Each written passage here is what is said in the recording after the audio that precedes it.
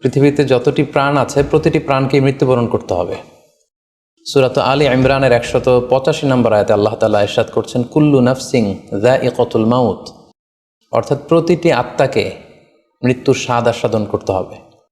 আমরা পৃথিবীতে যারাই এসেছি আবার পৃথিবী থেকে বিদায় নিতে হবে, আমাদেরকে মৃত্যুবরণ করতে হবে। এটা হচ্ছে চিরসত্য বা মহাসত্য, এবং এই চিরসত্যটি কম বেশি আমরা সবাই জানি। কিন্তু আমরা কোথায় মৃত্যুবরণ করব এ ব্যাপারে আমরা কিছুই জানি না। কিভাবে আমাদের মৃত্যু ঘটবে, কোন প্লেসে, কোন জায়গাতে আমরা মরব এ ব্যাপারে আমরা কিছু জানি না।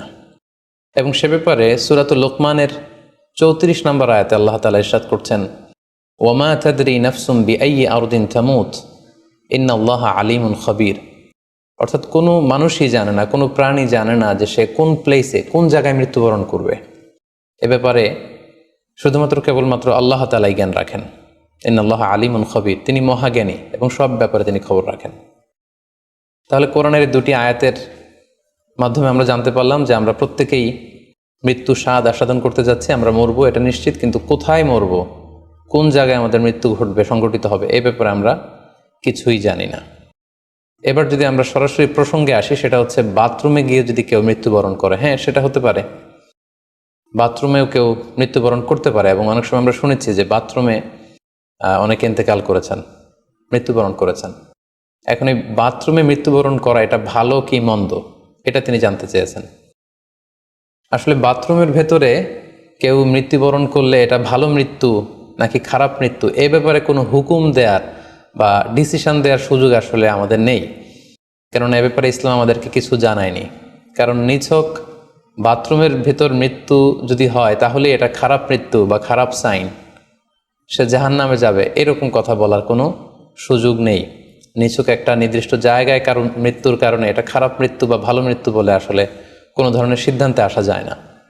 কারণ বাথরুমে নানাভাবে মানুষের মৃত্যু হতে পারে। কেউ হয়তো অজু করতে যেয়ে বাথরুমের ভিতরে মৃত্যুবরণ করেছে, অথবা কেউ গোসল করতে যেয়ে মৃত্যুবরণ করেছে, এটাও হতে পারে, অথবা প্রাকৃতিক কাজ সারতে যেয়ে বাথরুমে তার মৃত্যু হয়েছে। এর কোনোটির ক্ষেত্রেই এই মৃত্যুটি খারাপ মৃত্যু এভাবে কোনো সিদ্ধান্তে আসা যাবে না। সিদ্ধান্তে আসা যাবে এভাবে, অথবা ধারণা করা যাবে, প্রবল ধারণা করা যাবে এভাবে যে সে তার জীবনটা কিভাবে কাটিয়েছে। তিনি যদি ঈমানের উপর থাকেন, ইস্তেকামতের উপর থাকেন, আল্লাহ এবং আল্লাহ রাসূলের উপর দৃঢ় বিশ্বাসের উপর থাকেন, তিনি যদি সৎ কর্ম করে থাকেন এই পৃথিবীতে, তাহলে তার বিদায়টা, তার মৃত্যুটা ভালো মৃত্যু হয়েছে বলে আমরা প্রবল ধারণা রাখতে পারি। কিন্তু কে জান্নাতি হবে আর কে জাহান্নামী হবে এ ব্যাপারে শুধুমাত্র আল্লাহ তাআলা ডিসিশন দিতে পারেন। এক্ষেত্রে অনেকে একটি হাদিসের মিস ইন্টারপ্রিটেশনের কারণে এই ধরনের ধারণা করে থাকতে পারেন, যে হাদিসটি সহিহ বুখারীতে এসেছে। আল্লাহর হাবিব সাল্লাল্লাহু আলাইহি ওয়াসাল্লাম বলেছেন, ইন্নামাল আমালু বিল খাওয়াতিম, অর্থাৎ মানুষের কর্মফল নির্ধারিত হয় তার শেষ কাজের উপর ভিত্তি করে। তার শেষ জীবনটা যদি ভালো হয় তাহলে তার মৃত্যুটা ভালো হয়েছে বলে ধরা হবে। এই হাদিসের মিস ইন্টারপ্রিটেশনের কারণে অনেকে হয়তো ধারণা করতে পারেন যে বাথরুমের ভেতরে কারো মৃত্যু ঘটলেই সেটা খারাপ মৃত্যু। আসলে ব্যাপারটি এমন নয়। হাদিসে যে বিল খাওয়াতিম বলা হয়েছে, এর ব্যাখ্যা এসেছে যে বিল খাওয়াতিম মানে হচ্ছে মা ইয়ামালুহু ফি আখিরি হায়াতি, সেটা শেষ জীবনে কি কাজ করেছে সেটার উপর ভিত্তি করে তার মৃত্যুটা ভালো নাকি খারাপ এটা নির্ধারিত হবে। অনেকের এমন হতে পারে যে জীবনের শুরুতে তিনি ইসলামকে মানতেন না, আল্লাহকে বিশ্বাস করতেন না, কিন্তু শেষ জীবনে এসে তিনি বিশ্বাসী হয়েছেন, তিনি সৎকর্ম করেছেন এবং সেটার উপর অটল থেকেই তার মৃত্যু হয়েছে। সেক্ষেত্রে আমরা প্রবল ধারণা করতে পারি এবং আশা করতে পারি যে তার মৃত্যুটা ভালো হয়েছে। কিন্তু নিছক বাথরুমের ভেতরে যদি কারো মৃত্যু ঘটে এই কারণে এটা ভালো মৃত্যু নাকি খারাপ মৃত্যু সেই সিদ্ধান্তে আসা যাবে না। তবে কোরআন সুন্নাহ আমাদেরকে কিছু আলামত বা সাইন দিয়েছে। এই সাইন বা নিদর্শনগুলো খেয়াল করে আমরা বুঝতে পারি যে কারণ মৃত্যুটা ভালো মৃত্যু হয়েছে নাকি খারাপ মৃত্যু হয়েছে।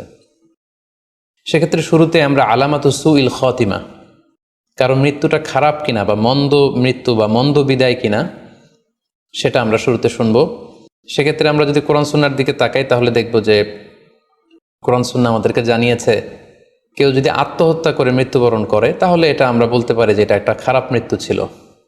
কারণ আল্লাহ রাসূল সাল্লাল্লাহু আলাইহি ওয়াসাল্লাম ইরশাদ করেছেন, সহিহ বুখারীতে এসেছে, মান কাতালা নাফসাহু বিশাইইন উযযিবা বিহি ইয়াউমাল কিয়ামা, যে ব্যক্তি তার নিজেকে যেই জিনিস দিয়ে আত্মহনন করবে বা আত্মহত্যা করবে কিয়ামতের দিন তাকে সেই শাস্তি দেওয়া হবে। লেটসে কেউ যদি ছুরি দিয়ে স্ট্যাবিং করে তার প্রাণ হনন করে, জাহান্নামে সে কেবল জাহান্নামের ছুরি দিয়ে নিজের পেটের ভেতরে এরকম ছুরিকাঘাত করতেই থাকবে, এটাই হবে তার শাস্তি। কেউ যদি বিষ পানের মধ্য দিয়ে সুইসাইড করে তাহলে জাহান্নামে তার শাস্তি হবে, জাহান্নামের বিষ খেয়ে খেয়ে সেই কষ্ট বা শাস্তি ভোগ করবে। কেউ যদি গলায় দড়ি দিয়ে বা ওড়না পেঁচিয়ে গলায় ফাঁস লাগিয়ে সুইসাইড করে তাহলে আল্লাহ রাসূল সাল্লাল্লাহু আলাইহি ওয়াসাল্লামের হাদিস অনুযায়ী জাহান্নামে সে গলাতে শুধু ফাঁস লাগাতেই থাকবে। তাহলে আল ইন্তিহার মানে সুইসাইড, আত্মহত্যা করে যদি কেউ মারা যায় সেক্ষেত্রে আমরা বলতে পারি যে এটি খারাপ মৃত্যু ছিল, মৃত্যুটি ভালো ছিল না। তাছাড়া কোনো ব্যক্তি যদি কবিরা গুনাহ সম্পাদন করা অবস্থায় ইন্তেকাল করে, লেটসে কেউ মদ পান করা অবস্থায় তার মৃত্যু ঘটেছে, কিংবা ব্যভিচার করা অবস্থায় তার মৃত্যু ঘটেছে, কিংবা কারো উপর সে জুলুম বা অত্যাচার করছিল, এরকম বড় কোনো কবিরা গুনাহ সম্পাদন করা অবস্থায় যদি কারো মৃত্যু ঘটে যায় সেক্ষেত্রে বলা যেতে পারে যে মৃত্যুটি খারাপ ছিল। পাশাপাশি বাবা মা যদি কোনো ভ্যালিড কারণে সন্তানের অন্যায়ের কারণে সন্তানের প্রতি রেগে থাকেন এবং ওই অবস্থায় যদি সন্তানের মৃত্যু ঘটে তাহলে এটি একটি খারাপ মৃত্যু ছিল বলে ধারণা করা যেতে পারে। এবং স্বামী যদি তার স্ত্রীর প্রতি রেগে থাকে কোনো স্ত্রীর অন্যায়ের কারণে এবং সেই অবস্থায় যদি স্ত্রীর মৃত্যু ঘটে তাহলে এই মৃত্যুটি মন্দ মৃত্যু বা খারাপ বিদায় ছিল বলে আমরা ধারণা করতে পারি। সবশেষে বলবো যে কোনো ব্যক্তির মৃত্যুতে যদি গোটা মুসলিম উম্মাহ, মুসলিম কমিউনিটি আনন্দ প্রকাশ করে, উল্লাস করে, এটাও ওই ব্যক্তির খারাপ মৃত্যু ছিল বলে ধরে নেওয়া হবে, কারণ সবাই তার অন্যায় থেকে, অত্যাচার থেকে, তার অনিষ্ট থেকে বাঁচার জন্য চাচ্ছিল, তার হাফ ছেড়ে বেঁচেছে। সো মুসলিম উম্মাহ যদি, গোটা মুসলিম উম্মার ভালো লোকরা যদি কারোর মৃত্যুতে আনন্দ প্রকাশ করে তাহলে তার মৃত্যুটা খারাপ মৃত্যু ছিল বলে ধরে নেওয়া যাবে। এই সমস্ত আলামতগুলো যদি আমরা খেয়াল করি, এগুলোর ভিত্তিতে বলা যেতে পারে যে তার মৃত্যুটা মন্দ ছিল, তার বিদায়টা খারাপ ছিল।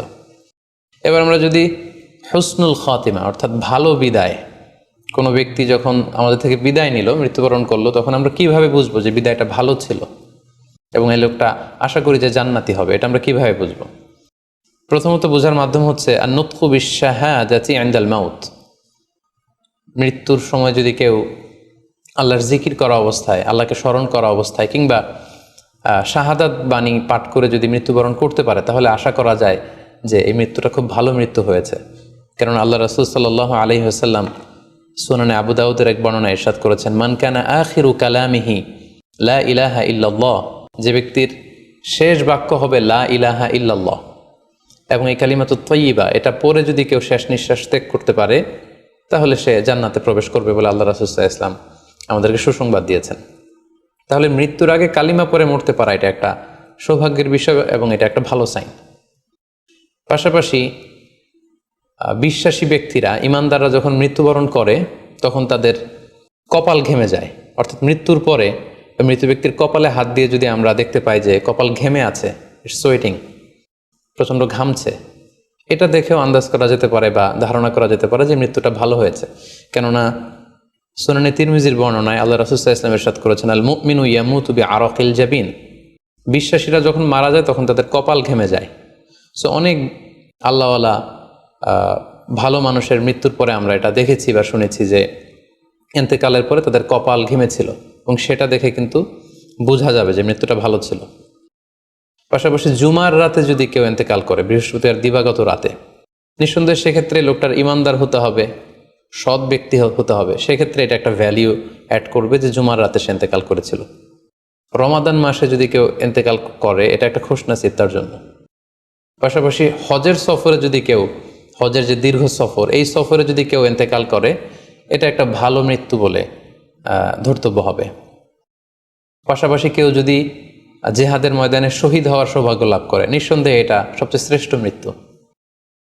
আল্লাহ তাআলার কাছে সবচাইতে শ্রেষ্ঠ মৃত্যু হচ্ছে শাহাদাতের মৃত্যু, এবং শহীদের দেহ থেকে গড়ে গড়ে পড়া, মাটিতে পড়া যে রক্তের ফোঁটা, এই ফোঁটাটা আল্লাহ তাআলার কাছে খুব প্রিয়। সো নিঃসন্দেহে শাহাদাতের মৃত্যু এটা পৃথিবীর শ্রেষ্ঠতম মৃত্যু।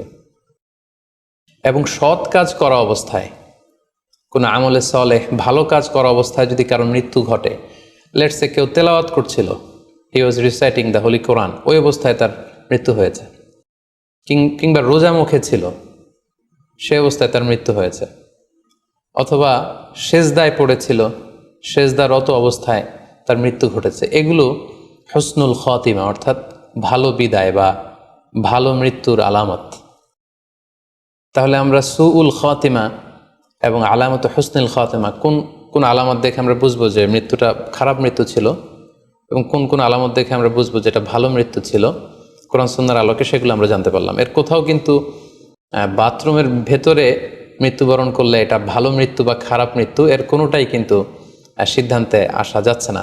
সেক্ষেত্রে সেই ব্যক্তি তার শেষ জীবনে কেমন আমল করেছে, তিনি কি ইমানদার অবস্থায় ছিলেন, তিনি কি সৎকর্ম করেছেন, তিনি কি সালাত আদায় করতেন কিনা, এগুলোর উপর ভিত্তি করে তার মৃত্যুটা ভালো মৃত্যু বা খারাপ মৃত্যু সেটা আমরা বলতে পারবো। কিন্তু নিছক কেবল বাথরুমের ভেতরে কারো মৃত্যু হলেই সেটা মন্দ মৃত্যু, খারাপ মৃত্যু, অপমৃত্যু, এরকম ধারণা করার কোনো সুযোগ নেই। আশা করি আপনি প্রশ্নের উত্তর পেয়েছেন। আল্লাহ তাআলা আমাদের সবাইকে ইসলামকে সঠিকভাবে বুঝার, জানার এবং সে অনুযায়ী মানার তৌফিক দান করুক।